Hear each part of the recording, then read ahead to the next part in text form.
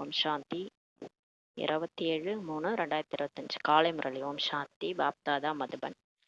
சிவத்தந்தையே பிரம்மா தந்தையோட உடல் அவதரிச்சு நமக்காக ஆசிரியராகி பாட எடுக்க வந்திருக்கிறாரு. நம்மளாம் இறைமானவர்கள் மிக கவனமா ஆத்மா அபிமானி நிலையிலிருந்து இந்த ஞான முரளியை நம்ம கேட்கலாம். பாபா சொல்றாங்க, இனிமையான குழந்தைகளை படகோட்டி உங்களுடைய படகை கரையேற்ற வந்துள்ளார். படகோட்டி யாரு? பாபா வந்திருக்கிறாரு.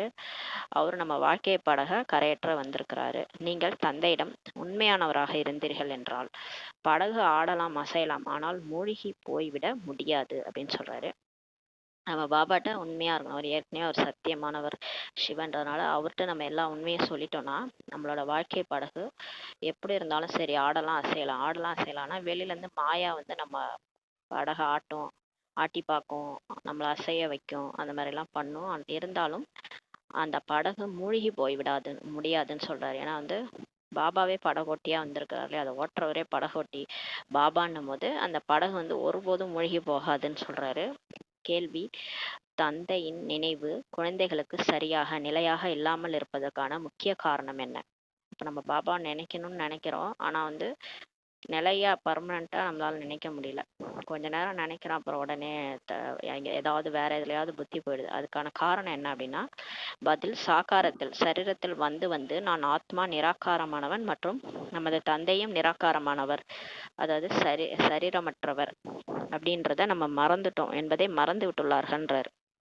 நம்ம கீழே இறங்கி வந்தோம்ல, அப்பயே பூமியில வந்து நடிக்க வந்து நம்ம சரீரத்துல வந்துட்டோம். சரீரம் எடுத்து விதவிதமான சரீரத்தை எடுத்ததுனால நம்ம ஆத்மான்றதையே மறந்துட்டோம். பாபாவும் பரமாத்மா சரீரமற்றவர்ன்றதையும் மறந்துட்டாங்கன்னு சொல்றாரு. சாக்காரமாக இருக்கும் காரணத்தினால்தான் சாக்காரமானவரின் நினைவு எளிதாக வந்துடுது. நம்ம உடல்ல இருக்கிறதுனால ஈஸியா உடலெல்லாம் நம்மளால ஞாபகம் வச்சுக்க முடியுது. ஆனா ஆத்மான்னு புரிஞ்சுட்டு பரமாத்மாவை நினைக்க கஷ்டமா இருக்குது. ஆத்ம உணர்வுடையராக ஆகி தன்னை பிந்து என்று உணர்ந்து தந்தையை நினைவு செய்வது, இதில் தான் உழைப்பு இருக்கிறதுன்னு சொல்லி பாபா சொல்றாரு. நினைக்கலாம், சாதாரணமா பாபா பாபான்ட்டு வாயால சொல்லலாம், பாபான்ட்டு நினைக்கலாம். ஆனா வந்து தன்னை ஒரு ஆத்மான்னு புரிஞ்சுட்டு உடல் உணர்வுகள்லாம் மறந்து நான் இந்த உடலே இல்லை, நான் ஒரு புள்ளி அப்படின்ட்டு நினைச்சு பரந்தாமத்துல புள்ளியா பாபா இருக்கிறாரு அப்படின்னு நினைக்கிறது தான் உழைப்பு இருக்குதுன்றாரு. ஓம் சாந்தி. சிவபகவான் கூறுகிறார், இவருடைய பெயரோ சிவன் இல்லைதானே. இந்த பிரம்மா பாபாவோட ஒன்றும் அவரோட பெயர் வந்து சிவன் கிடையாது. இவருடைய பெயர் வந்து பிரம்மா என்பதாகும். மேலும் இவர் மூலமாக தான் பேசுகிறார். இந்த பிரம்மா பாபா உடல் மூலமா வாய் மூலமா பேசுறாரு. சிவபகவானும் சிவபகவான் கூறுகிறார், எந்த ஒரு மனிதனையோ அல்லது தேவதையோ அல்லது சூட்ச்ம வதனவாசி பிரம்மா விஷ்ணு சங்கரனையோ பகவான் என்று கூறப்படுவதில்லை என்பது அநேக முறை புரிய வச்சிருக்காரு. பாபா நமக்கு நிறைய தடவை புரிய வச்சுக்கிறாரு. எந்த ஒரு மனுஷனும் இல்லை இந்த தேவதைகள் லட்சுமி நாராயணன், கணபதி, மற்ற தேவதைகள், அம்மன், இவங்க யாருமே கடவுள் கிடையாது. சூட்சுமவதனவாசி பிரம்மா விஷ்ணு சங்கரன் கூட யாருமே கடவுள் கிடையாது, பகவான் கிடையாதுன்றது நிறைய தடவை நமக்கு புரிய வச்சிருக்காரு. யாருக்கு ஆக்கார சூட்சுமமான அல்லது சாக்கார ஸ்தூலமான உருவம் உள்ளதோ அவர்களுக்கு பகவான் என்று சொல்ல முடியாது. யாருக்கு உடம்பு இருக்குதோ, கீழே சாக்கார உடம்பு ஸ்தூலமான உருவம் இருக்குது, இல்லைன்னா வந்து ஆக்காரமா ஃபரிஸ்தா மாதிரி உடல் இருக்குதோ, அவங்க யாருமே வந்து பகவான்ட்டு சொல்ல முடியாதுன்னு சொல்லிட்டாரு. பகவான்னா எப்படி இருப்பாரு? அவருக்கு எந்த உடம்புமே இருக்காது. ஸ்தூலமான உடம்பும் கிடையாது, சூட்சமமான உடம்பு ஃபரிஸ்தா உடலும் கிடையாது. அவர் புள்ளியா இருக்கிறார். அவர் தான் வந்து கடவுள். ஏன்னா அவர் பிறப்பிறப்புல வர முடியாது. வந்தாருன்னா அவரும் நம்மள மாதிரி மாட்டிக்குவாரு. அவருக்கு ஃபரிஸ்தா உடல் கூட அவருக்கு கிடையாதுன்றார். எல்லை இல்லாத தந்தைக்கு தான் பகவான் என்று கூறப்படுகிறதுன்னு சொல்லி பாபா சொல்றாரு. பகவான் யார் என்பது யாருக்குமே தெரியாது. யாருக்குமே கடவுள் யாருன்னு தெரியாது. ரிஷி முனிவர்கள் கூட நேத்தி அதாவது எங்களுக்கு தெரியாது என்றுதான் கூறுகிறார்கள். உங்களிலும் கூட மிக குறைவானோரே சரியான முறையில் அறிந்துள்ளார்கள். பிகேஎஸ் நம்மள கூட இவ்வளோ பேர் வந்திருக்கோம்ல, நம்மள கூட கொஞ்சம் பேர் தான் பாபா வந்து புள்ளியா இருக்கிறாரு, அவருக்கு வந்து உடலே கிடையாது, அவர் அப்படிதான் நினைக்கணுன்றது கூட சரியான முறையில தெரிஞ்சு வச்சுக்கலன்றாரு. ஹே பகவான் என்று ஆத்மா தான் கூறுகிறது. ஆத்மா தான் இப்ப கடவுளேன்னு கூப்பிடுது. இப்போது ஆத்மாவோ புள்ளி பிந்துவாக உள்ளது. ஆத்மா புள்ளியா இருக்கு, மற்றபடி அந்த உடல் தான் பெருசா இருக்கு. அது உள்ள இருக்கிற அந்த உயிர் வந்து புள்ளியா பிந்துவாக தான் உள்ளது. எனவே தந்தையும் பிந்துவாக தானே இருப்பார். குழந்தை புள்ளியா இருக்குன்னா அப்ப அப்பா எப்படி இருப்பாரு? அவரும் புள்ளியா தானே இருப்பாரு அப்படின்னு சொல்றாரு. இப்போது தந்தை குழந்தைகளுக்கு அமர்ந்து புரிய வைக்கிறார். கடவுள் வந்து நமக்கு சொல்லி சொல்லி கொடுக்குறாரு, உட்கார்ந்து சொல்லி கொடுக்குறாரு.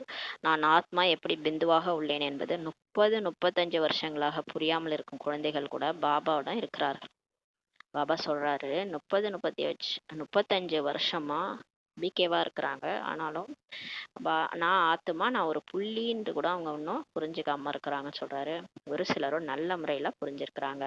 ஒரு சிலருக்கு நல்லாவே நான் ஒரு புள்ளி, பாபா ஒரு புள்ளி, இந்த உடல்லாம் வேஸ்ட், இதெல்லாம் கீழே போயிடும், நம்ம மேல பறந்து பாபா கூட போயிடுவோம்.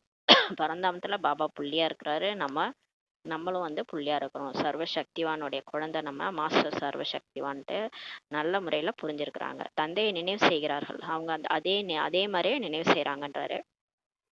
எல்லையில்லாத தந்தை உண்மையான வைரம் ஆவார். எல்லையில்லாத தந்தை உண்மையிலே ஒரு வைரம், உண்மையான வைரம்னு சொல்றாரு. வைரமானது மிகவும் நல்ல பெட்டில் வைக்கப்படுகிறது. வைரம்லாம் பார்த்தீங்கன்னா அதை வந்து ஒரு தங்கம் அல்லது வெள்ளி டப்பாவில் வச்சு தான் அதை சேஃப்டி பண்ணுவாங்களாம். அதை நல்ல பெட்டியில் வைப்பாங்களாம். யாரிடமாவது நல்ல வைரங்கள் இருந்தது என்றால் அவற்றை யாருக்காவது காண்பிக்க வேண்டியிருந்தால் தங்கம் அல்லது வெள்ளி டப்பாவில் வச்சு பிறகுதான் காண்பிப்பார்கள். வைரத்தை வைர வியாபாரி தான் அறிந்து கொள்ள முடியும் சொல்றாரு. இப்போ வைரம் எப்படி, எந்த மாதிரி வைரம், இது ஒரிஜினல் வைரமா டூப்ளிகேட் வைரமான்ட்டு யாரால கண்டுபிடிக்க முடியும்னா வைர வியாபாரி தான் அறிந்து கொள்ள முடியும் சொல்றாரு. வேறு யாருமே அறிந்து கொள்ள முடியாது. போலியானவே காண்பித்தால் கூட யாருக்கும் தெரிய வராது. இப்போ போலியான வைரத்தை கொடுத்து நம்ம கொடுத்துட்டோம்னா அதை வைர வியாபாரி தவிர மற்ற யாராலையும் கண்டுபிடிக்க முடியாது. இது போல நிறைய பேர் ஏமாற்றி விடுகிறார்கள் சொல்றாரு. எனவே இப்போது உண்மையான தந்தை வந்துள்ளார். அவர் தான் உண்மையான வைரம். மற்றது இங்க இருக்கிறதெல்லாம் போலி. நானே கடவுள்ட்டு சொல்லிட்டு தெரியறவங்களாம் போலின்னு சொல்றாரு. உண்மையான வைரம் அப்பா தான், பரம்பிதா பரமாத்மா சிவன் தான். ஆனால் போலியானவர்களும் எப்படி எப்படி இருக்கிறார்கள் என்று மனிதர்களுக்கு எதுவுமே தெரிய வருவதில்லை சொல்றாரு. உண்மையின் படகு ஆடும் அசை. ஆனா இங்க வந்து நம்ம சொல்றோம் கடவுளே வந்துட்டாரு, அவர் தான் பேசுறாரு, பிரம்மாவோட இல்லைன்னா நம்மள நம்ப மாட்டாங்க இல்லையா. நமக்கு தான் மாயா வந்து டெஸ்ட் பேப்பர் எடுத்து வரும்.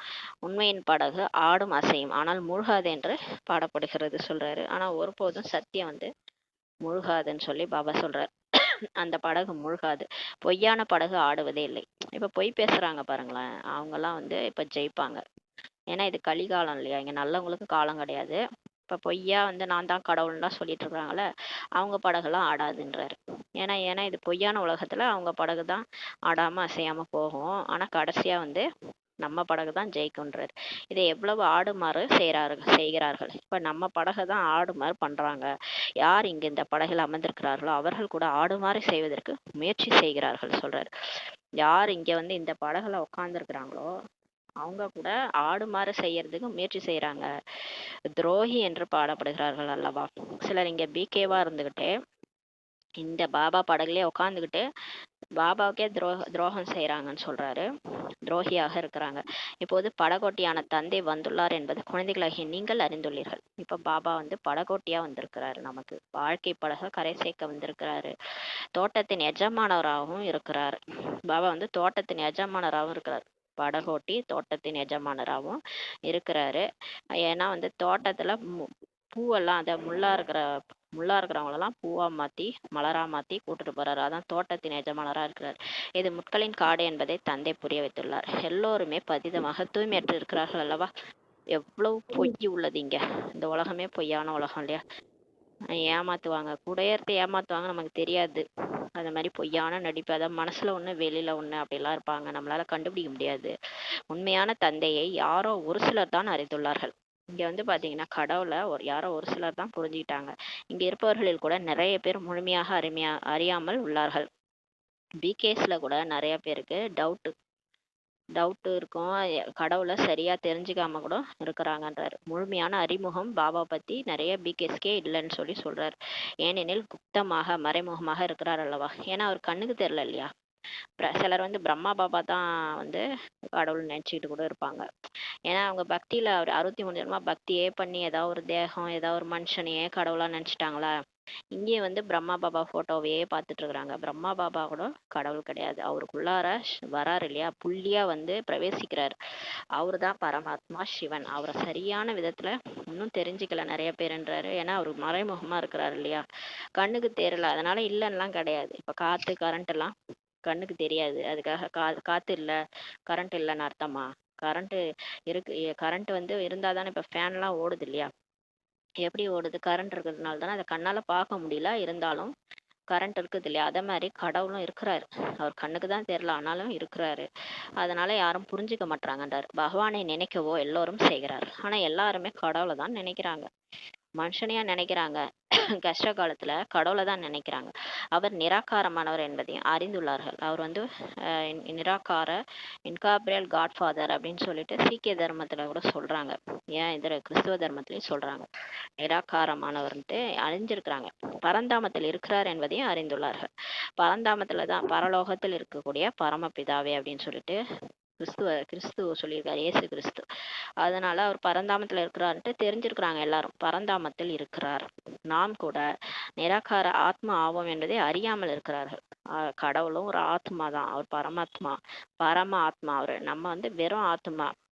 அவர் சுப்ரீம் சோல், நம்ம சோல். நம்ம வந்து இங்க நம்ம கூட இங்க உயிர் தான், ஒரு உயிர் தான். நிராகார ஆத்மான்றத தெரியாமலே இருக்கிறாங்க. இந்த உடல் நினைச்சுக்கிட்டு வாழ்ந்துட்டு இருக்கிறாங்க. சாக்கார உணர்வில் வந்து வந்து அதை மறந்துட்டாங்க. ஒரு உடல்ல வந்து வந்து சாக்காரத்துல வந்து வந்து மறந்துட்டாங்க. சாக்காரத்தில் இருந்து இருந்து சாக்காரமானவரின் நினைவு தான் வந்து விடுகிறது சொல்றாரு.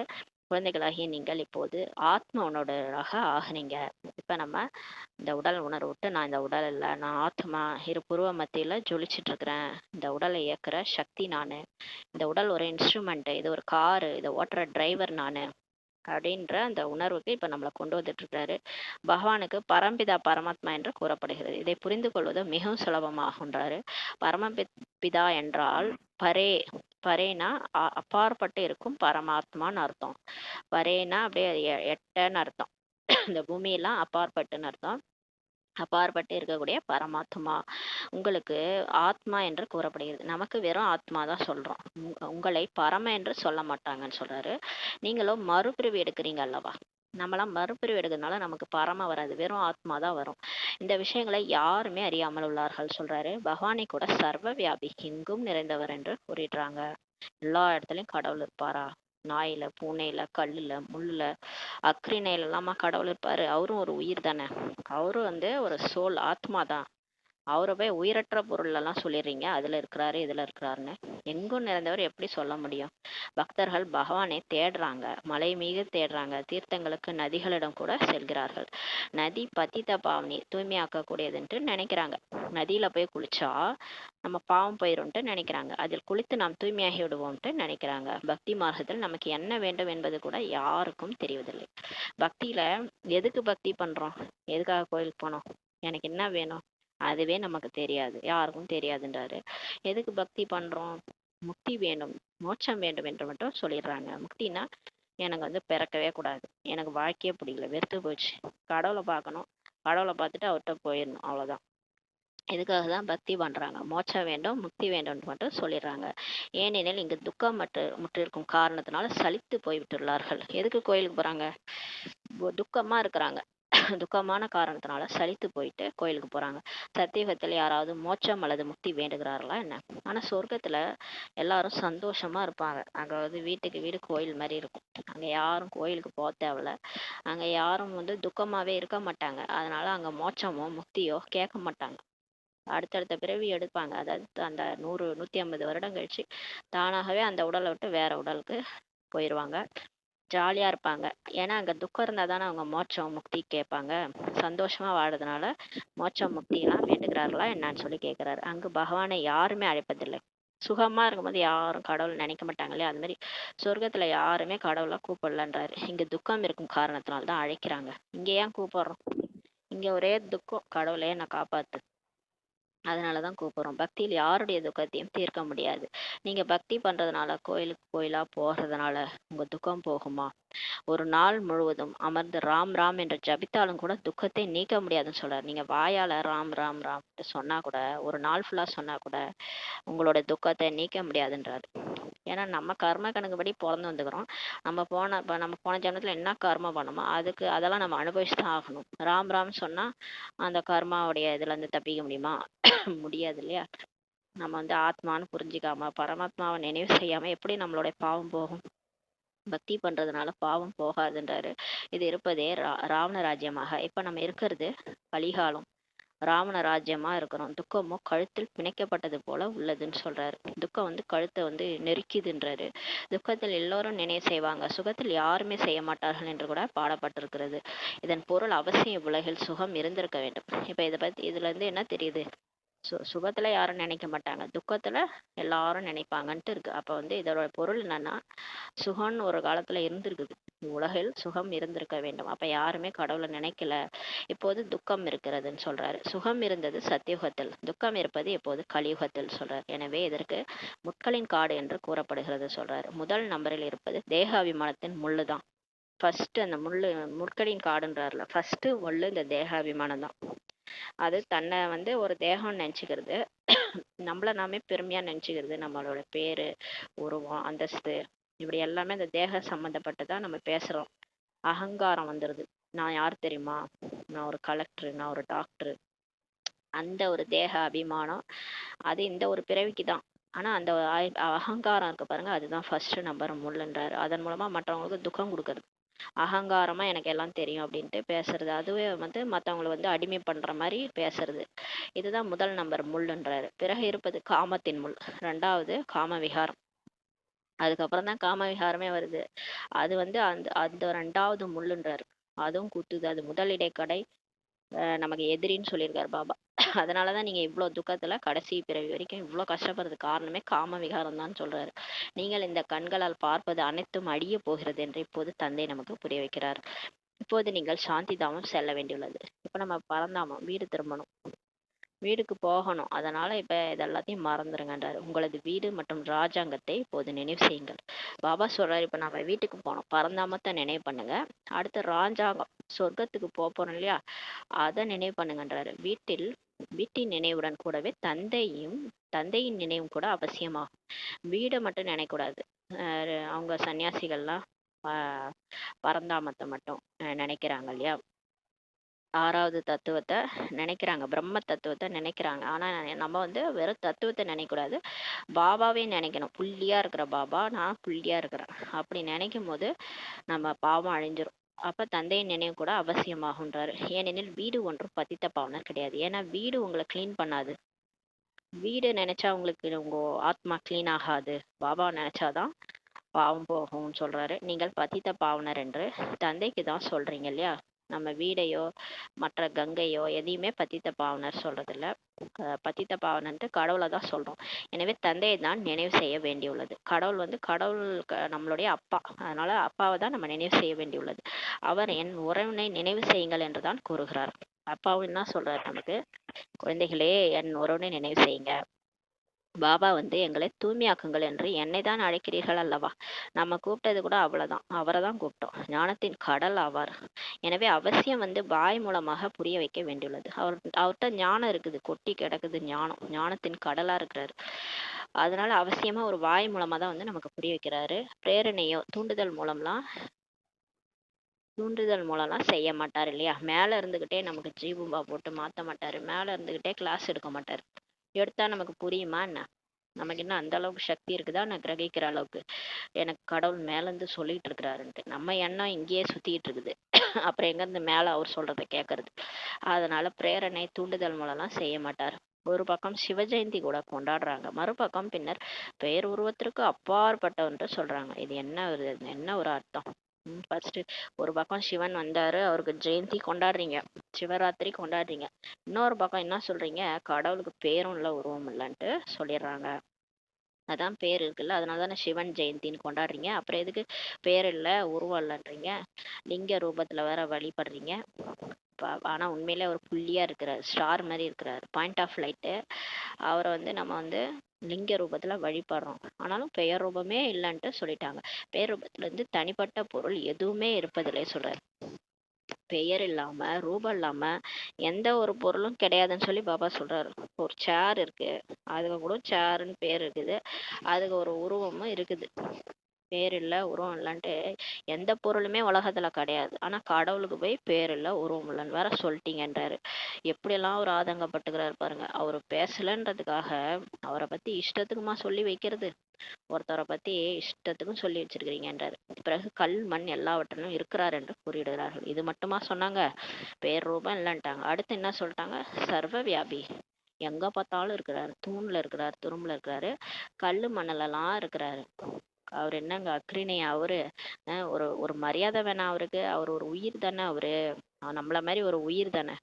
அவரை போய் இப்ப நம்ம அப்பாவை வந்து யாராவது நீ கல்ல இருக்க முள்ள இருக்க அந்த சாக்கார அப்பாவை சொன்னா நமக்கு எவ்வளவு கோவம் வரும். இவரு நம்மளுடைய பரலோகிக தந்தை, நம்மளோட உண்மையான அப்பா, உயிரோடைய அப்பாவே பரமாத்மா. அவரை போயிட்டு கல்லுல இருக்கிறாரு மண்ணுல இருக்கிறாருன்ட்டு சொல்லிடுறாங்க. அநேக வழிகள் உள்ளன அல்லவா? இஷ்டத்துக்கும் வழி வேற கண்டுபிடிச்சு வச்சிருக்காங்கன்றாரு. உங்களை 5 விகாரங்கள்ன்ற ராவணன் தான் துச்ச புத்தியுடையவராக ஆக்கி விட்டுள்ளான் என்று தந்தை இப்ப புரிய வைக்கிறார். நம்மளை யார் இப்படி மாத்தந்து இந்த மாதிரி எல்லாம் பேச வைக்கிறது யாரு? உன்னை யார் இப்படி எல்லாம் பேச வைக்கிறதுன்ற மாதிரி நம்மள ராவணன் தான் இந்த மாதிரி மாத்தி பேச வச்சிருச்சுன்னு சொல்றாரு. எனவே தேவதைகளுக்கு முன்னால் சென்று வணங்குறாங்க. தேவதைகள் முன்னாடி போயிட்டு வணங்குறாங்க. ஒரு சிலரோ நாஸ்திகர்களாக இருப்பாங்க.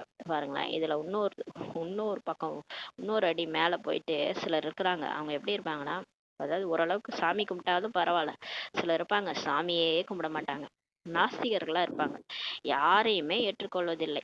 அந்த மாதிரியும் சிலர் இருக்கிறாங்க. அப்ப கடவுளே ஏத்துக்க மாட்டாங்க, கடவுளே இல்லை அப்படின்னு சொல்லிட்டு சொல்லுவாங்க. இங்க தந்தையிடம் வருவதே பிராமணர்கள் ஆவார்கள். இங்க கடவுள்கிட்ட, நம்ம கிட்ட, பாபா கிட்ட வர்றது பிகேஸ் தான் சொல்றாரு. அதான் ஒரு நாஸ்திகர் ஒரு ப்ராஜெக்ட் பண்ணாராம். கடவுளே இல்லைன்ட்டு கண்டுபிடிச்சாராம். கண்டுபிடிச்சி அதுக்கு ப்ரைஸ் வேற அவார்டு வாங்கினாராம். அவார்டு வாங்கும் போது அவார்டை கையில வாங்கிட்டு தேங்க்யூ காட்னு சொன்னாராம். தேங்க்யூ காடுன்னு சொன்னாராம். காடே இல்லைன்னு சொல்லிட்டு கடைசியா தேங்க்யூ காடுன்னு சொன்னாராம். அதாவது சிரிப்பா இருக்கு இந்த கதை. அதாவது இந்த மாதிரி நாஸ்திகர்களும் இருக்கிறாங்கன்னு சொல்றாரு பாபா. அவர்களுக்கு தான் 5000 வருஷங்களுக்கு முன்னரும் புரிய வைத்திருந்தார். இப்ப பாபா சொல்றாரு, இப்ப பிகேஸ் தான் வருவாங்க இங்க. பிகேஸ்க்கு தான் 5-6 வருஷத்துக்கு முன்னாடி நான் புரிய வச்சேன்னு சொல்லி பாபா சொல்றாரு. பரம்பிதா பரமாத்மா பிரம்மா மூலமாக ஸ்தாபனை செய்கிறார் என்று எழுதப்பட்டும் இருக்கிறது. இப்ப பரம்பிதா பரமாத்மா இருக்கார் இல்லையா, அவர் பிரம்மா மூலம் தான் ஸ்தாபனை பண்ணியிருக்கிறாருன்ட்டு ஹிந்து தர்மத்துல இருக்குது. எனவே பிரம்மாவின் குழந்தைகள் ஆகிறார்கள் இல்லையா.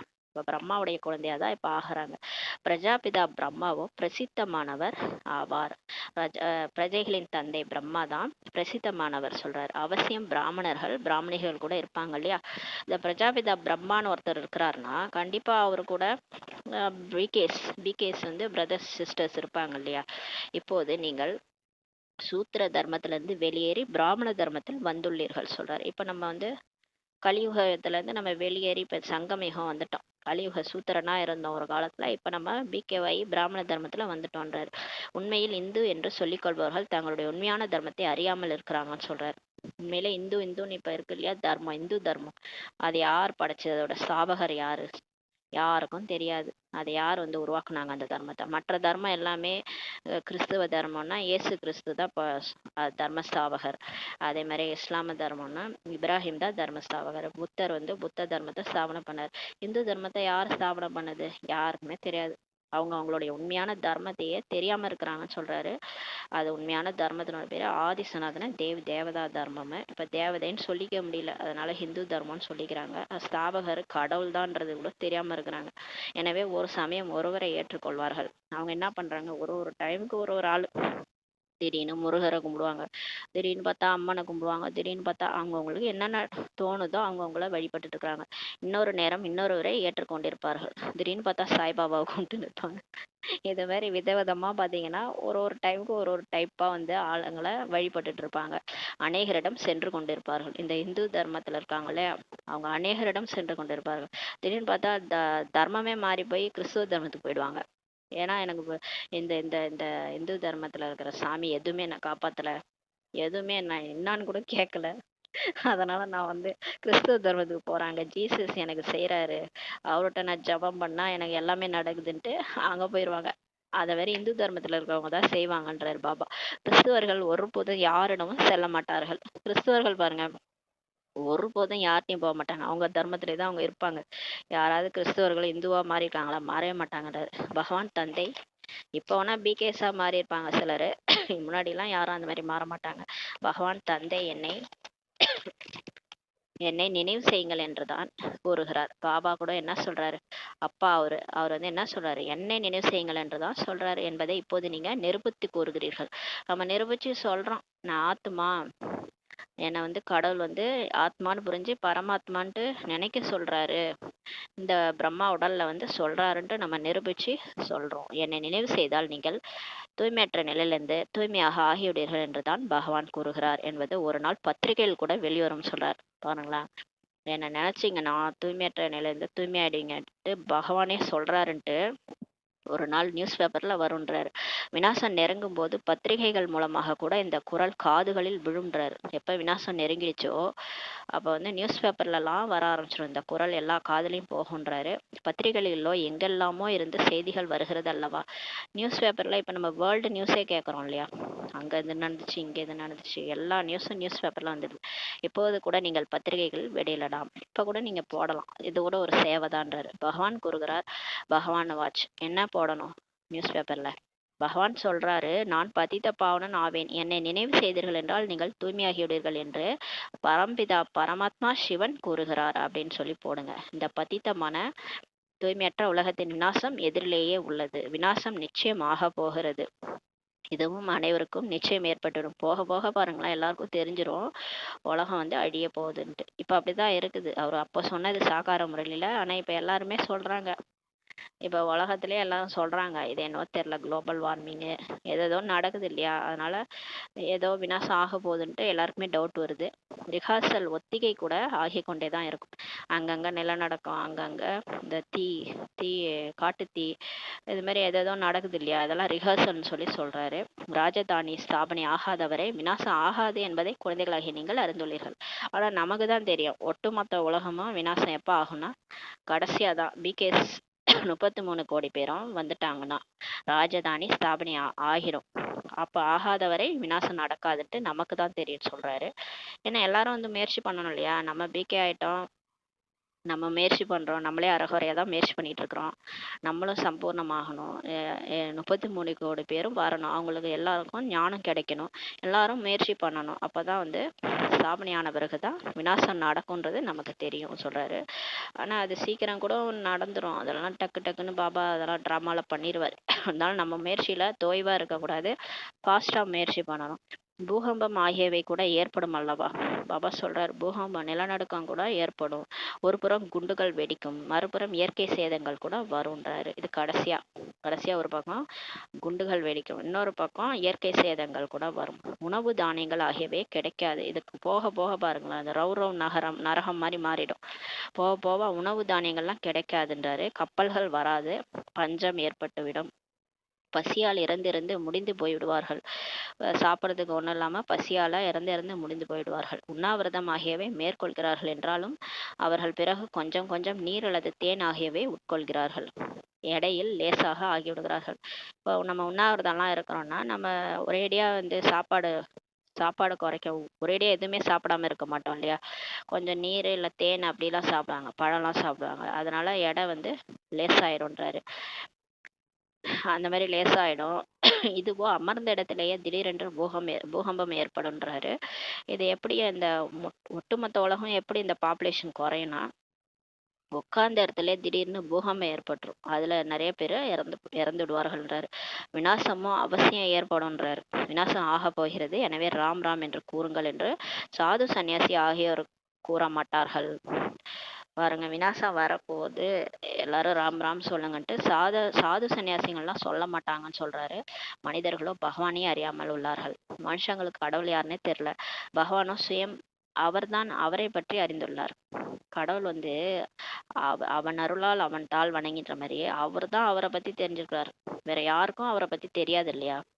நம்ம சொல்லிட்டு இருக்கிறோம், ஆனா அதெல்லாம் உண்மையா? அவரை பத்தி சொல்றதெல்லாம் உண்மை கிடையாது. அவரே வந்து அவரை பத்தி சொன்னாதான் அது உண்மை. நம்மளா புரிஞ்சுக்கிட்டு நம்மளா ஒண்ணு சொல்லிட்டு இருக்கிறோம் இல்லையா. கல்ல இருக்கிறாரு, முள்ள இருக்கிறாரு, சர்வ வியாபி, எல்லா இடத்துலையும் இருக்கிறாரு, பேர் கிடையாது, ரூபம் கிடையாது, என்னென்னமோ சொல்லியிருக்கிறோம்.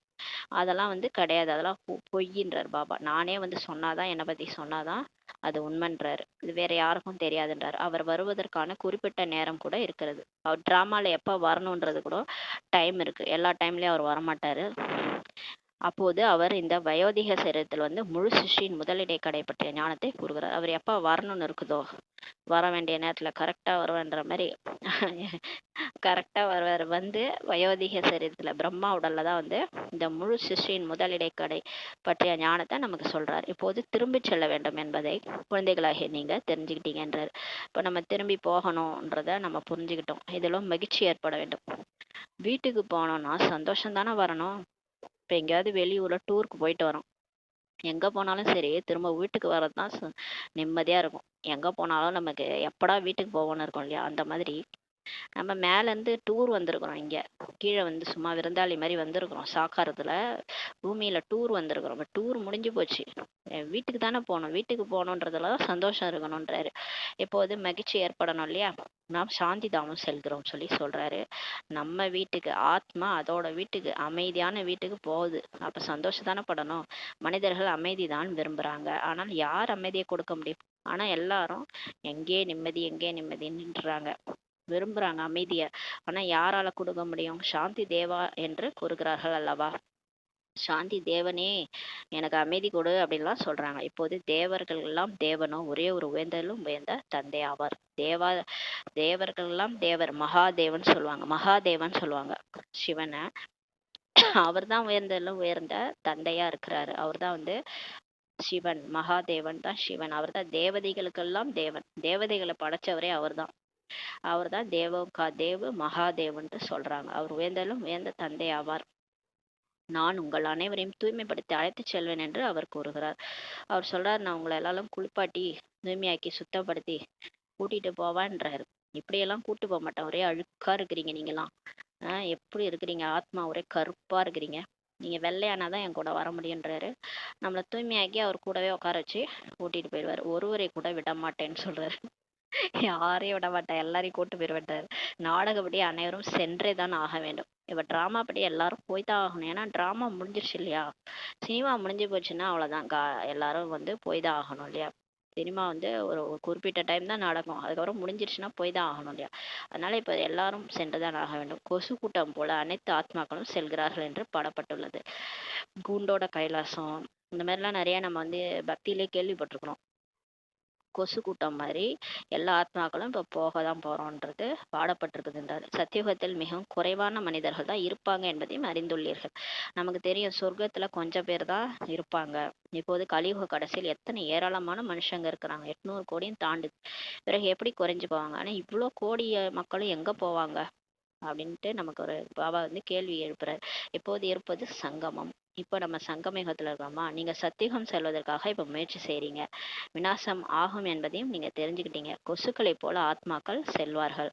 முழு கூட்டமே போயிரும்ன்றார். முழு கூட்டமே சென்று விடும். அப்ப எல்லாரும் மேல பறந்து அவங்க போயிட்டாங்கன்னா மீதி எவ்வளவு பேர் இருப்பாங்க? சத்தியுகத்துல கொஞ்சம் பேர் தான் இருப்பாங்க. சத்தியுகத்தில் மிகவும் குறைவாகவே இருப்பார்கள் சொல்றாரு. எப்படி குறைஞ்சு போவாங்கன்னா விநாசம் மூலமா எல்லாரையும் கொசு கூட்டம் போல பாபா கூட்டு விடுவார். எந்த ஒரு தேகதாரையும் நினைவு செய்யாதீர்கள் என்றுதான் தந்தை கூறுகிறார். நேத்தும் அதே தான் சொன்னாரு, இன்னைக்கும் அதான் சொல்றாரு. பார்த்தும் நாம் பார்ப்பதில்லை. நாம் ஆத்மாக்கள் நாம் நமது வீட்டிற்கு செல்வோம். குஷியுடன் பழைய சரீரத்தை விட்டு விட வேண்டும். இப்ப இந்த உடலை விடுறதுக்கு நேத்தே வரதானத்துல சொன்னார்ல, இந்த ட்ரெஸ் வந்து லூஸா போட்டுக்கோங்க, டைட்டா போடாதீங்க. டைட்டா போட்டிருந்தீங்கன்னா ட்ரெஸ் கட்டுறதுக்கு கஷ்டமா இருக்கும் இல்லையா? அந்த உடம்புன்ற ட்ரெஸ்ஸை லூஸா மாட்டிக்கங்கன்றாரு. இப்பவே எது மேலேயும் பற்ற வைக்காதீங்க, உடம்பு மேல கூட பற்ற வைக்காதீங்க, அப்படியே லேசா மாட்டிட்டு இருங்க. எப்ப கூப்பிடுறாரோ கிளம்பிருங்கன்றாரு.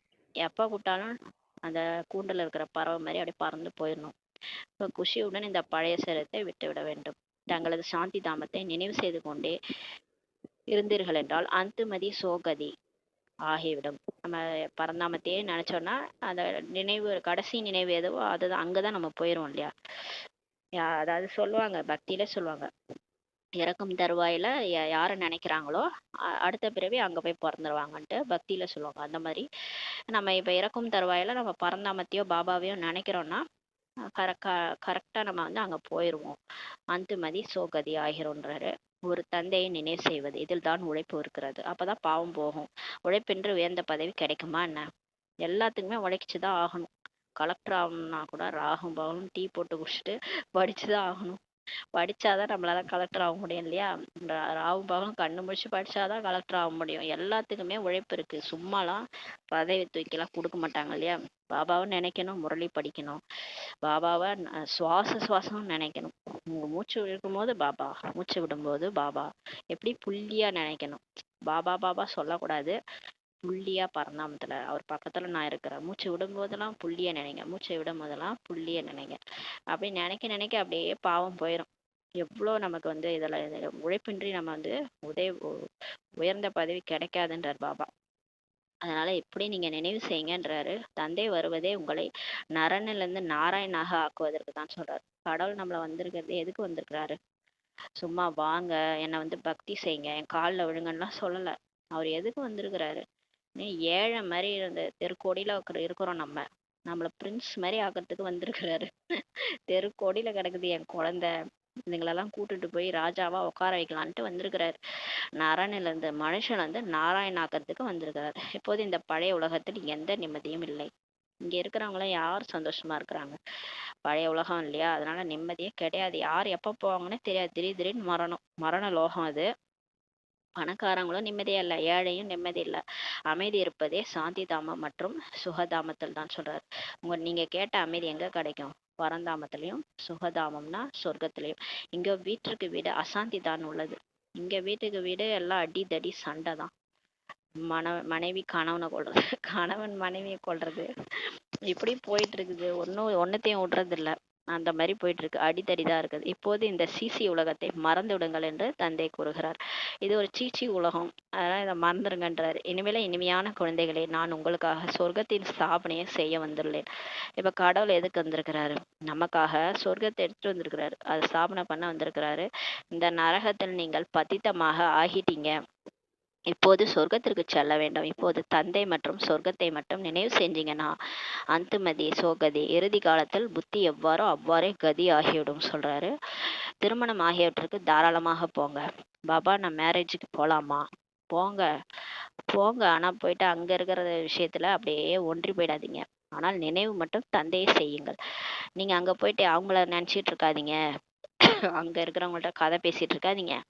அங்க வந்து பாபாவை பத்தி அறிமுகம் கொடுங்க, பாபாவை நினைங்கன்னு சொல்றாரு. அங்க போய் உட்காந்து பாபாவை நினைங்கன்றாரு. முழு ஞானம் புத்தியில் இருக்கணும். அங்க போனாலும் ஞானத்தை மறந்துடக்கூடாது. முழு ஞானம் புத்தியில் இருக்க வேண்டும். தாராளமாக வீட்டிலே இருங்க. நீங்க அப்படியே வீட்டை விட்டு மதுபனோட வந்துடணும்லாம் கிடையாது. தாராளமா வீட்டுல இருங்க. குழந்தைகள் ஆகியோரை பராமரிங்கள்.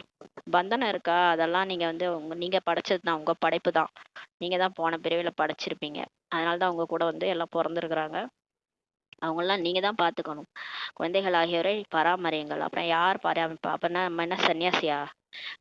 எல்லாரையும் தவிக்க விட்டு காட்டுக்கு போறதுக்கு, இல்லை மதுபனுக்கு தான் போறதுக்கு? எல்லாரையும் நம்ம தான் பார்த்துக்கணும். யார் நம்ம படைச்சதெல்லாம் நம்ம தான் வளர்க்கணுன்றாரு. ஆனால் என்னை நினைவு செய்யுங்கள் என்பது பாபாவின் கட்டளையாகும். எங்க இருந்தாலும் சரி, யார் கூட இருந்தாலும் சரி, புத்தி மூலமா என்னை மட்டும் நினைவு செய்யுங்கன்றது தான் பாபாவோட கட்டளை என்பதை புத்தியில் நினைவு கொள்ளுங்கள். வீட்டை விட வேண்டியதே இல்லை. பாபா சொல்லிட்டார்.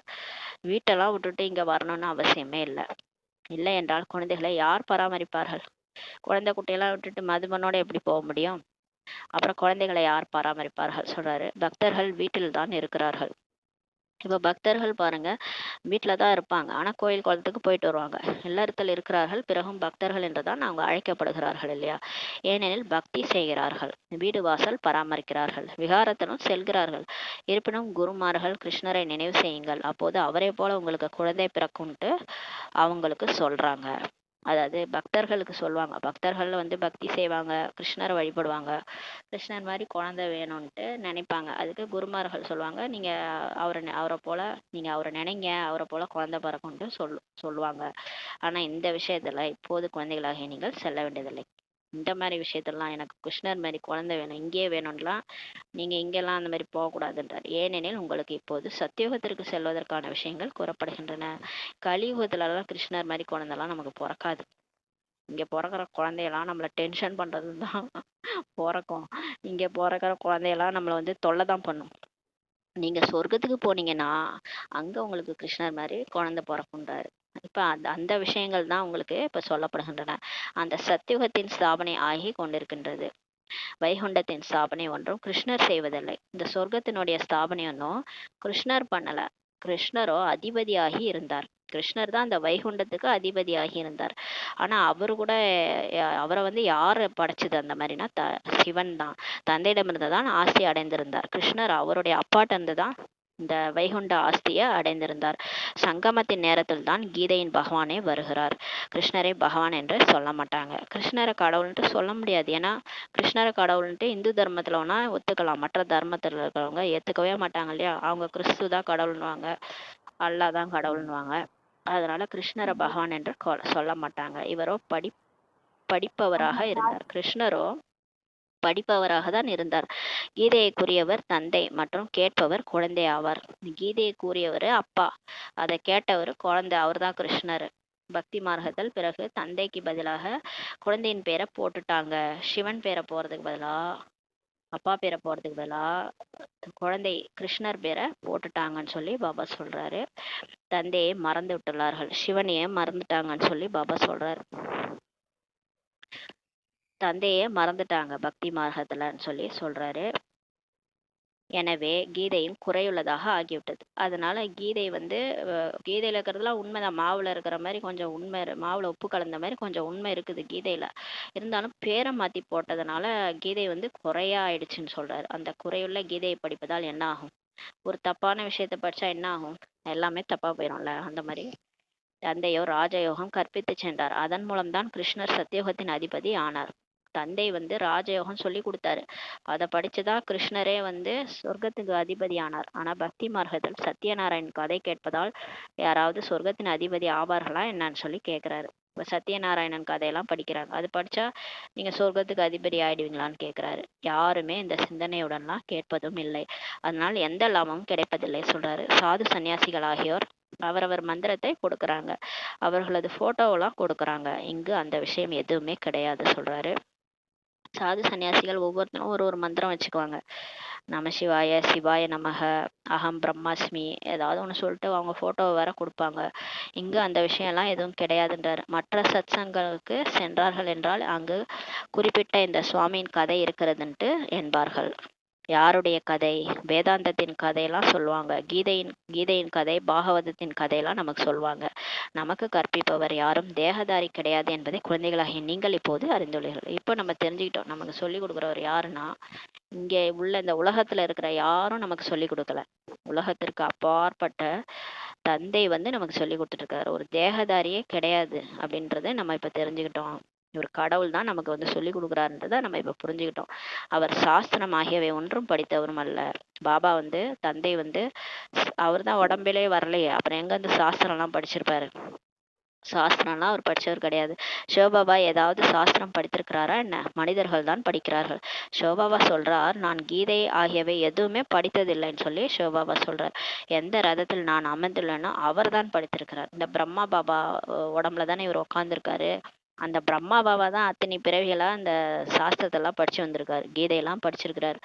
நான் படித்ததில்லைன்னு சொல்லி சிவபாபா சொல்றார். எனக்குள்ளோ முழு சிருஷ்டி சக்கரத்தின் முதலிடை கடை பற்றிய ஞானம் தான் இருக்கிறது. சிவபாபாவுக்கு என்ன தெரியும்? என்ன நடந்துச்சு முழுசா வந்து சத்தியுகம், திரேதாயுகம், துவாபரயுகம், கலியுகம், 4 யுகம் இருந்தது. அந்த 4 யுகத்துல யார் யார் எப்படி பிறந்து வந்தோம், இது எல்லா கதையும் அவர்கிட்ட அத்துப்படி எல்லாமே அவருக்கு தெரியும். இந்த ஞானம் தான் அவர்கிட்ட இருக்குது. இவர் தினமும் கீதை படித்து கொண்டிருந்தார். அந்த பிரம்மா பாபா டெய்லி பக்தியில கீதை படிச்சுட்டு இருந்தார். கிளிப்பிள்ளை போல அந்த மனப்பாடம் செய்துட்டு இருந்தாராம், ஸ்லோகனா கீதைய. தந்தை எப்போது பிரவேசம் ஆனாரோ பின் சட்டென்று உடனே கீதை விட்டுட்டாராம் பிரம்மா பாபா. பிரம்மா பாபா உடல்ல சிவபாபா வந்த உடனே எல்லாத்தையும் விட்டுட்டாராம். பக்தியை விட்டுட்டாரு, கீதை படிக்கிறதெல்லாம் விட்டுட்டாரு. ஏனெனில் இதுவோ சிவபாபா கூறுகிறார் என்பது புத்தியில அவருக்கு வந்துருச்சு. அவருக்கு தெரியல, என்னமோ நமக்குள்ளார யாரோ பேசுறாங்க, இது எல்லாம் வந்து வேற மாதிரி இருக்குது, இது வந்து பக்தி மாதிரி தெரியல, இது வேற யாரோ நமக்குள்ளார பேசிட்டு இருக்காங்கன்னொடனே காட்சியெல்லாம் கிடைச்ச உடனே அவர் அப்படியே மாறிட்டாரு. அவர் புத்தியில வந்துருச்சு, இது வந்து கடவுளே பேசிட்டு இருக்காரு நமக்குள்ளாரன்ட்டு. அதுல இருந்து பக்தியில விட்டுட்டாரு அவரு. நான் உங்களுக்கு சொர்க்கத்தின் அரசாட்சி அளிக்கிறேன்னு சொல்லி சொல்றாரு பாபா. எனவே இப்போது பழைய உலகத்தின் மீது உள்ள பற்றை நீக்கிவிடுங்கள் என்று இப்ப தந்தை கூறுகிறார். நான் உங்களுக்கு சொர்க்கத்தையே கொடுக்குறேன், இந்த நரகத்தை ஏன் நினைவு செய்றீங்கன்றாரு. என் ஒருவனை மட்டும் இப்ப நினைவு செய்யுங்கள். இந்த உழைப்பு தான் செய்ய வேண்டும். ஏன்னா நீங்க பாபா நினைச்சாதான் தப்பிக்க முடியும். படகு வந்து கரை சேரும். இல்லைன்னா வந்து படகு கீழேயே இந்த கலியுகத்திலே முட்டிக்கின்னு மாட்டிக்கின்னு நிற்கும். அதனால நீங்க பாபாவை நினைக்கிறதுல தான் உழைப்பேன்னு சொல்றாரு. உண்மையான பிரியதர்ஷினிக்கு அடிக்கடி பிரியதர்ஷினி நினைவு தான் வந்து கொண்டே இருக்கும். யார் உண்மையான பிரியதர்ஷினியோ பாபாவுக்கு, அவங்க அடிக்கடி பாபாவே தான் நினைச்சிட்டு இருப்பாங்க, பிரியதர்ஷினியை தான் நினைச்சிட்டு இருப்பாங்கன்றாரு. ஏன்னா அவர் தான் நிச்சயதார்த்தம் பண்ணிட்டாருல்ல, மேரேஜ் நடக்க போகுது. எப்பன்னா கடைசியா கூட்டு போகும்போது மேரேஜ் நடக்கும். இப்போ வந்து நம்ம அவரை நினச்சிக்கிட்டே இருக்கணும், அவர் கூடயே வாழணும், அவரையே நினச்சிட்டே இருக்கணும். அப்பதான் வந்து கூட்டிட்டு போவார், கடைசியா வந்து கூட்டிட்டு போயிடுவாரு. உண்மையான பிரியதர்ஷினிக்கு அடிக்கடி பிரியதர்ஷினி நினைவு தான் வந்து கொண்டே இருக்கும். எனவே இப்போது தந்தையின் நினைவு கூட அதே போல உறுதியாக இருக்க வேண்டும். இப்போ பாபாவோட நினைவு கூட நமக்கு அதே மாதிரி உறுதியா இருக்கணும். குழந்தைகளே, என்னை நினைவு செய்யுங்கள், சொர்க்கத்தின் ஆசையும் நினைவு செய்யுங்கள் என்றுதான் பரலோக தந்தை நமக்கு கூறுகிறார். இதில் வேறு எதுவும் ஒலி எழுப்பவும் வாத்தியமாகிய இசைக்கவும் அவசியமே கிடையாது. பாபா அப்படியே அமைதியா சைலன்ஸ்ல என்ன நினைங்க, சொர்க்கத்தை நினைங்கன்றாரு. இதுல என்ன நீங்க தப்பட்டா தாரையெல்லாம் போட்டு இந்த வாத்தியெல்லாம் இசைக்கெல்லாம் தேவையில்லைன்றாரு. பக்தியில நம்ம ஒரே சத்தமா பண்றாங்க இல்லையா, பாட்டெல்லாம் போட்டுக்கிட்டு, அந்த மாதிரி இங்க தேவையில்லைன்றார். இங்க பாடல்கள் கூட ஒரு சில நல்ல நல்ல பாடல்கள் இருந்தால் அவை பாடப்படுகின்றன. சில பாடல்லாம் வந்து பக்தி பாடல்களும் இருக்கும், சில அதெல்லாம் சினிமா பாடல்களும் இருக்கும். அதெல்லாம் ஒரு சில நல்ல நல்ல பாடல் கூட அதை வந்து இங்க வந்து பாபா கிளாஸ்க்கு முன்னாடியே போடுவாங்க, அதை கேட்போம். அது பாபா நினைவுல கேட்கலாம் அப்படின்றாரு. அவற்றினுடைய பொருள் கூட உங்களுக்கு புரிய வைக்கப்படுகிறது. அவங்க தெரியாம பொருள் எழுதி வச்சிருப்பாங்க, ஆனா அது வந்து பாபாவுக்கு அது கரெக்டா ஆப்டா இருக்கும். அதை வந்து பாபா நமக்கு அந்த பொருளை புரிய வைக்கிறார். சுயம் பாடல் தயாரிப்பவர்கள் எதுவுமே அறியாமல் இருக்கிறார்கள் சொல்றாரு. இந்த பாடலை எழுதினவங்களுக்கே அது அவங்க எப்படி எழுதினாங்கன்னே தெரியாது, அவங்களுக்கு அர்த்தமே அவங்களுக்கே தெரியாதுன்னு சொல்றாரு. மீரா பக்தையாக இருந்தார். மீரா வந்து பக்தி பண்ணார், கிருஷ்ணனை வந்து உருகி உருகி அவங்க நினைச்சாங்க, அவங்க பக்தையாக இருந்தாங்க. நீங்களோ இப்போது ஞானி ஆவீர்கள். நம்ம வந்து பக்தர்கள் கிடையாது, நம்ம வந்து ஞானி. ஏன்னா நம்ம கடவுள் யாருன்னு தெரிஞ்சுக்கிட்டோம் இல்லையா, அதனால நம்ம ஞானி ஆவீர்கள்ன்றாரு. பக்தின்றது நம்ம கடவுளை தேடுறது, அது வந்து பக்தி. கடவுள் கிடைச்சிட்டாருன்னா அவங்க ஞானி, ஞானி ஆவீர்கள். குழந்தைகள் மூலமாக ஏதாவது காரியம் சரியாக நடக்கவில்லை என்றால் நீங்களோ பக்தர்கள் போல ஆகிவிடுவீர்கள் என்று பாபா கூறுவார். பாருங்க, பாபா சொல்றாரு, நம்ம மூலமா ஏதாவது காரியம் சரியா நடக்கலன்னா நம்மள பக்தர்கள்னு சொல்லிடுவாராம்.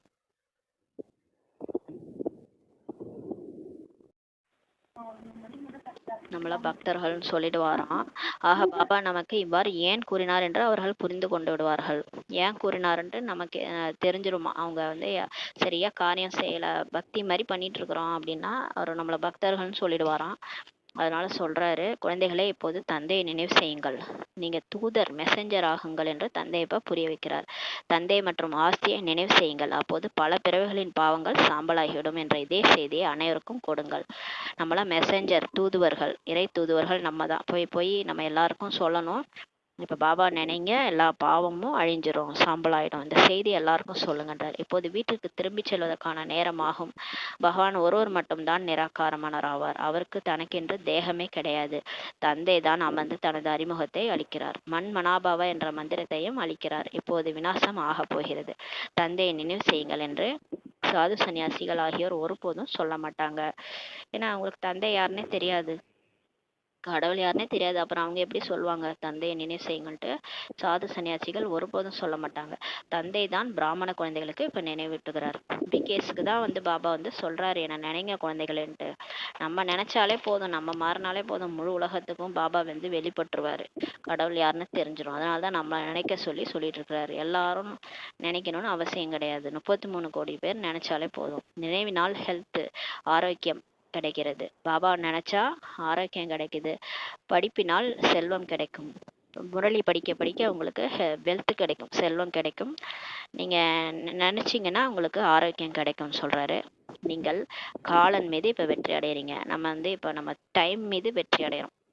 எப்படி வெற்றி அடையறோம்? நம்ம மரணத்தையே வென்ற ஆத்மாவா மாறுறோம். பாபாவை நினைச்சு நினைச்சு நம்ம ஆரோக்கியமா ஆகிறோம். நம்மளா இந்த உடலை விட்டுட்டு போறோம். நேரம் வந்துருச்சு போறோம் அப்படின்றதுதான் காலன்னு சொல்லுவாங்க. நேரம் வந்துருச்சு போயிட்டாங்கன்ட்டு நம்ம தான் டிசைட் பண்றோம் இல்லையா, நம்மளே எப்ப இந்த உடலை விட்டு போறது. பாபா கூப்பிடுவாரு, நம்ம போவோம், நம்ம ஜாலியா குஷியா விட்டுட்டு போவோம். நமக்கே காட்சி கிடைக்கும். காட்சி எல்லாருக்குமே கிடைக்கும்ன்றாரு கடைசியா. நீங்க உங்களை எதிர்கால சொரூபம், பரிசா சொரூபம் உங்களுக்கும் தெரியும், எல்லாருக்கும் தெரியும். கடைசியா சம்பூர்ண ஸ்வரூபம் வந்துடும். அப்புறம் நீங்களே அந்த உடலை விட்டுட்டு வெளியே வருவீங்கன்றாரு. இந்த ட்ரெஸ் அதனால தான் இப்போ லூஸாக மாட்டிக்கங்கன்றாரு. இப்போவே பயிற்சி கொடுத்து நம்மளை அந்த மரணத்தை வெல்ல வைக்கிறாரு. அதனால மரணத்தை வென்ற ஆத்மாவா இப்போ நம்ம ஆகிறோம். மாயா ஜீத்து மரணத்தை வென்ற ஆத்மாவா ஆகும்போது நம்ம காலன் மீதே வெற்றி அடைறீங்கன்றாரு. காலன் மீதே வெற்றி அடைறீங்க, மரணத்தையே வெல்றீங்கன்றாரு. அப்ப இந்த மாதிரி வெல்லும் போதுதான் நீங்க சத்தியுகத்துல போயிட்டு உங்களுக்கு ஒருபோதும் அகால மரணமே ஆவதில்லை சொல்றாரு. அப்ப சத்தியுகத்துல உங்களுக்கு ஒருபோதும் அகால மரணம் ஏற்படாது. டைம் வந்துருச்சு, போயிட்டாங்க, ஹார்ட் அட்டாக்கு, ஆக்சிடென்ட் எதுவுமே அங்க நடக்காது. ஏன்னா நம்ம இங்கேயே ப்ராக்டிஸ் கொடுத்து நம்மளை யோகா பண்ண வச்சு நம்மளை சுற்றி வைப்ரேஷனே மாற்றி நம்மளா இந்த உடலை விட்டு இப்போ காட்சி கிடைக்கும் போது நம்ம போகிறோம், எல்லாரும் கடைசியாக போகிறோம். அந்த மாதிரி நம்மளை காலன் மீது வெற்றி அடைய வைக்கிறாரு. பாபா தான் இதை செய்கிறாரு. இந்த படிப்பு மூலமாக தான் எல்லாம் நடக்குது. இந்த படிப்பு யோகா அதன் மூலமாக தான் இதெல்லாம் நடக்க போகுது. தேவதைகள் காலன் மீது வெற்றி அடைந்தவர்களாக இருப்பார்கள். தேவதைகள் தான் இந்த காலன் மீது வெற்றி அடைகிறாங்க, டைம் மீதே அவங்க வெற்றி அடைகிறாங்கன்னு சொல்றாரு. நல்லது. இனிமையான காணாமல் போய் வெகு காலம் கழித்து கண்டெடுக்கப்பட்ட குழந்தைகளுக்கு தாய் தந்தை பாப் தாதாவின் அன்பு நினைவுகள் மற்றும் காலை வணக்கம். ஆன்மீக குழந்தைகளுக்கு ஆன்மீக தாய் தந்தையின் நமஸ்காரம். நாம் ஆன்மீக குழந்தைகள் ஆன்மீக தாய் தந்தைக்கு நமஸ்காரம். தாரணைக்கான முக்கிய சாரம். ஃபர்ஸ்ட் பாயிண்ட், தந்தை மூலமாக பக்தர் என்ற பட்டம் கிடைக்கும் வகையிலான எந்த செயலும் செய்யக்கூடாது. பாபாவே நம்மளை நீ பக்தர் மாதிரி இருக்கிறன்ட்டு சொல்லிடக்கூடாது. அந்த மாதிரி எதுவும் செஞ்சிடாதீங்கன்றாரு. அதாவது அங்கே போய் ஃபோட்டோ முன்னாடி தலை வணங்குறது, பிரம்மா பாபா ஃபோட்டோவுக்கு முன்னாடி போய் மூந்து கும்புறது, ஏதாவது பக்தியில் செய்கிறதெல்லாம் இங்கே செய்யக்கூடாது. அப்போ நீங்கள் சரியாகவே கடவுளை தெரிஞ்சுக்கலான்னு அர்த்தம். அதனால் இதெல்லாம் செய்யக்கூடாது. நீங்கள் தேவதையாக உங்களை ஆக்கிட்டு இருக்கிறாரு, நீங்கள் போயிட்டு காலில் விழுறது இதெல்லாம் செய்யக்கூடாது. தூதராகிய அனைவருக்கும் தந்தை மற்றும் ஆஸ்தியை நினைவு செய்வதற்கான செய்தியை அளிக்க வேண்டும். நம்ம தான் இறை தூதுவர், அதை ஞாபகப்படுத்திக்கிட்டு பாபாவை நினைக்கணும், ஆஸ்தியை நினைக்கணுன்ற செய்தியை எல்லாருக்கும் சொல்லணும். ரெண்டாவது பாயிண்ட், இந்த பழைய உலகத்தில் எந்த நிம்மதியும் இல்லை, இது சீச்சை உலகமாகும். இதை மறந்து கொண்டே செல்ல வேண்டும். வீட்டின் நினைவினுடைய கூடவே தூய்மை ஆவதற்காக தந்தையையும் அவசியம் நினைவு செய்ய வேண்டும். வரந்தாமத்தை மட்டும் நினைக்க கூடாது, கூடவே தூய்மை ஆகிறதுக்காக பாபாவையும் நினைக்கணும்னு சொல்றாரு. வரதானம், இல்லறத்தில் இருந்தாலும் விடுபட்ட உணர்வில் இருக்கும் நிரந்தர யோகி ஆகுக. வீட்டிலே தான் இருங்கன்னு சொல்லிட்டாரு இல்லையா, வீடு வாசலை விட வேண்டியதில்லை. நிரந்தர யோகி ஆவதற்கான எளிய விதி என்னன்னா, இல்லறத்தில் இருந்தாலும் விடுபட்ட உள்ளுணர்வில் இருக்க வேண்டும். அந்த தாமரை இலை மேல இருக்கிற ஒரு நீர் பார்த்தீங்கன்னா அது ஒட்டாமலே அப்படியே வாழும். அந்த மாதிரி வீட்டில் இருந்தாலும் விடுபட்ட உள்ளுணர்வோட இருங்க, எல்லாருக்கூடையும் வாழுங்க, சந்தோஷமா இருங்க. ஆனால் யாருக்கிட்டையும் அந்த பற்று வச்சுக்காதீங்க, யாரையும் டார்ச்சர் பண்ணாதீங்க போட்டு. அவங்கவுங்க இஷ்டப்படி இருக்கட்டும். ஏன்னா ட்ராமா இல்லையா, அவங்கவுங்க என்ன தலைவிதியோ அதுபடி பிறந்து வந்துக்கிறாங்க, அவங்கவுங்க கர்ம கணக்கின்படி அவங்கவுங்க வாழறாங்க. நம்ம யார் அவங்கள டிஸ்டர்ப் பண்ணுறதுக்கு? நம்மளுடைய கர்மா ஒழுங்காக வச்சுக்கிட்டு நம்ம எல்லாருக்கும் சுகம் கொடுத்துட்டு நம்ம போயிட்டே இருக்கணும். அந்த மாதிரி விடுபட்ட உள்ளுணர்வோடு இருக்கணும். விடுபட்ட விருத்தி என்றால் ஆத்மீக ரூபமாகும். ஆத்ம உணர்வுல இருக்கிறீங்கன்னா விடுபட்டு இருப்பீங்கன்றாரு. யார் ஆத்மீக ரூபத்தில் நிலைத்திருக்கின்றார்களோ அவர்கள் சதா விடுபட்ட மற்றும் பாபாவிற்கு அன்பானவராக ஆகிறாங்கன்னு சொல்றாரு. ஆத்ம ரூபத்துல ஆத்மாவா யாரு இருக்கிறாங்களோ அவங்க எப்பயுமே விடுபட்டு இருக்கிறாங்க, பாபாவுக்கு அன்பானவரா ஆகிறாங்க. என்ன செய்தாலும் விளையாடினேன், செய்யவில்லை என்ற அனுபவம் செய்வாங்க. அவங்க என்ன வேலை செஞ்சாலும், என்ன பண்ணிட்டு இருந்தாலும், கர்மா பண்ணிட்டு இருந்தாலும் விளையாடுற மாதிரி விளையாடுவாங்க. ஜாலியா அது ஒரு கார்ட்டூன் ஷோ மாதிரி அவங்களுக்கு இருக்கும்னு சொல்றாரு. எனவே இல்லறத்தில் இருந்தாலும் ஆத்மீக ரூபத்தில் இருப்பதால் அனைத்தும் விளையாட்டு போன்று சகஜமாக அனுபவமாகுன்றார். முன்னாடிலாம் டென்ஷன் ஆயிட்டு இருப்போம் இல்லையா, பாபா கிட்ட வர்றதுக்கு முன்னாடி எதை பார்த்தாலும் டென்ஷன். ஒரு வேலை செய்யணும்னா டென்ஷன், யாராவது வந்துட்டாங்கன்னா டென்ஷன். அதுவும் லேசாவே இருக்க மாட்டோம். தேக உணர்வுல நான் தான் செய்யணும், நான் தான் பண்ணணும், என் தலை மேல இவ்வளோ சுமை இருக்கு அப்படின்னு பயப்படுவோம். இப்போ எல்லாமே விளையாட்டா இருக்கும்னு சொல்றாரு. ஆத்மீக ரூபத்துல இருக்கிறதுனால எல்லாமே விளையாட்டு போல சகஜமா அனுபவமாகுன்றாரு. பந்தனமாக தோன்றாது, எதுவுமே பந்தனம் தோன்றாது. இதெல்லாம் நம்மளுடைய படைப்பு, இதை நம்ம தான் பராமரிக்கணும். இவங்க எல்லாரும் தேவதைகள், என் கூட சத்தியுகத்துல வரப்போறவங்க. அவங்களுக்காக நான் சம்பந்தம், இவங்களாம் எனக்கு சம்பந்தம் தொடர்பு, இவங்களுக்கு நான் சேவை பண்ணிட்டு இருக்கேன். அந்த மாதிரி நீங்க வீட்டையே சென்டர் ஆக்கிடுங்க. வீட்டில் இருக்கிறவங்களெல்லாம் பிகேஸ் ஆக்கிடுங்க. அப்படி பண்ணும்போது பாபா நினைவுல பாபாக்காக செய்யறேன்ட்டு செய்யும்போது அது ஒரு இதுவாகவே சுமையாவே தெரியாது, பந்தனமா தோன்றாது. அன்பு மற்றும் சகயோகத்துடன் சக்தியை மட்டும் சேருங்கள். எல்லாருக்கும் அன்பு காட்டுங்க, உதவி உதவி ஒத்துழைப்பு கொடுங்க. இதன் மூலமா உங்களுக்கு சக்தி கிடைக்கும். அந்த சக்தியை மட்டும் சேர்த்துக்கோங்க. உயரம் தாண்டி செல்ல முடியும், உங்களால ஜம்ப் பண்ணி போக முடியும் சொல்லி சொல்றாரு. ஸ்லோகன்: புத்தியின் ஆழம் மற்றும் ஆத்மாவின் லேசான தன்மைதான் பிராமண வாழ்வின் சிறப்பியல்பாகும். பிகேஸ்னாலே எப்படி இருப்பாங்க அப்படின்னா, அவங்க புத்தியின் அவங்க புத்தி வந்து ஆழமா இருக்கும், மற்றும் வந்து ஆத்மாவுடைய லேசான தன்மை இருக்கும். லேசா இருப்பாங்க. வெளி உலகத்துல இருக்கிறவங்களாம் பாரமா இருப்பாங்க, டென்ஷன் ஆவாங்க. அந்த மாதிரி இருக்காம ஒரு குறுகிய புத்தியோட இருப்பாங்க. இங்க பிகேஸ்னாலே எப்படி இருக்கணும்னா, புத்தியின் ஆழம் மற்றும் ஆத்மாவின் லேசான தன்மை, இதுதான் வந்து பிராமண வாழ்க்கையினுடைய சிறப்பியல்பாகும் சொல்லி பாபா சொல்றாரு. அவ்யக்த பிரேரணை: சத்தியம் மற்றும் பண்பாடு என்ற கலாச்சாரத்தை தனதாக்குங்கள். தைரிய சக்தி இருந்தால் சர்வ சக்திவானின் உதவி கிடைக்கும். அதாவது ஒரு அடி நீங்க தைரியம் என்ற அடி எடுத்து வச்சீங்கன்னா, பாபா வந்து 1000 அடி எடுத்து வச்சு உதவி செய்ய வரான்றாரு. அப்ப தைரிய சக்தி நம்மள்ட்ட இருந்துச்சுன்னா அவரோட உதவி நமக்கு கிடைக்கும், தந்தையோட உதவி கிடைக்கும். பெண் சிங்கம் ஒருபோதும் யாருக்கும் பயப்படாது, பயமற்று தான் இருக்கும். பாருங்க, சிங்கத்திலே பெண் சிங்கம் தான் வந்து, ஆண் சிங்கம் கூட அது மட்டும் காட்டுக்கு ராஜாவா இருந்தாலும் அது வந்து பயப்படும். அவங்க பெண் சிங்கத்துக்கு பயப்படும். அதே மாதிரி இப்ப பெண் சிங்கம் பாத்தீங்கன்னா ஒருபோதும் யாருக்கும் பயப்படாது, அது யாருக்குமே பயப்படாது, பயமற்று இருக்குமா. அது என்னவாகும் தெரியாது என்ற பயமுமே அதுக்கு இருக்காதான். அந்த மாதிரி நம்மள சொல்றார் பாபா. சத்திய சக்தியின் சொரூபத்தில் இருந்து கொண்டு போதையில பேசுங்க, பாருங்க. நீங்க வந்து ஒரு பெண் சிங்கம் மாதிரி, சத்தியத்தின் சக்தி உங்கள்கிட்ட இருக்குது, அதை வச்சுக்கிட்டு நீங்க போதையோட பேசுங்க, பாருங்கன்றாரு. நாம் சர்வ சக்திவானின் அரசாங்கத்தின் அனுசாரம் செல்பவர்கள். இந்த நினைவு நாள் யதார்த்தமற்றதை யதார்த்தத்தில் கொண்டு வாருங்கள் சொல்றாரு. சத்தியத்தை வெளிப்படுத்த வேண்டும், உண்மையை வந்து வெளிப்படுத்துங்க, மறைக்க கூடாதுன்றாரு. நான் சென்டர்ல வந்து எனக்கு வாழ்க்கையெல்லாம் இப்படி ஆச்சு, நான் வந்து இந்த மாதிரிலாம் என் குடும்பத்துல இப்படியெல்லாம் நல்ல மாற்றம் ஏற்பட்டிருக்குது, இந்த விகாரத்தெல்லாம் விட்டாதான் நம்மளால சந்தோஷமா இருக்க முடியும், இதெல்லாம் சொல்லுங்க, சத்தியத்தெல்லாம் வெளிப்படுத்துங்க, ஏன் மறைச்சு மறைச்சு வைக்கிறீங்க, மறைக்க கூடாதுன்னு சொல்றாரு. ஆனால் சத்தியத்தின் கூடவே இனிமை மற்றும் பண்பாடு அவசியம் இருக்க வேண்டும். ஆனா நீங்க சத்தியம் பேசுங்க, ஆனா அத சத்தியத்தை வந்து கோபமா புரிய வைக்காதீங்க, ஒரு இனிமையா புரிய வைங்க, பண்பாட்டோட ஒரு அன்பா வந்து புரிய வைங்க. பண்பாட்டோட இனிமையை வந்து அவசியம் இருக்கணும், சத்தியத்தை பேசுறேன்ட்டு கோபமா பேசக்கூடாது அப்படின்னு சொல்லி பாபா சொல்றாரு. ஓம் சாந்தி. நன்றி பாபா, நன்றி ராமா.